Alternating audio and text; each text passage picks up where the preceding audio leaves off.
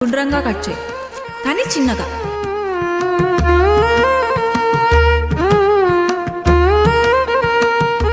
ఇప్పుడు ఒక ఉల్లిపాయ తీసుకొని సన్నగా తరుగు.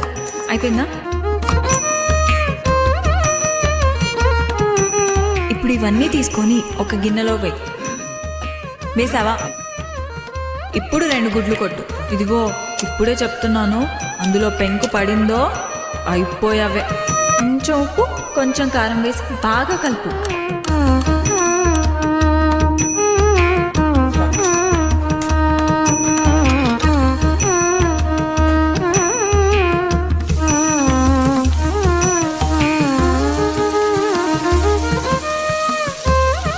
ముందే చెప్తున్నాను, ఆమ్లెట్ అస్సలు మాడకూడదు.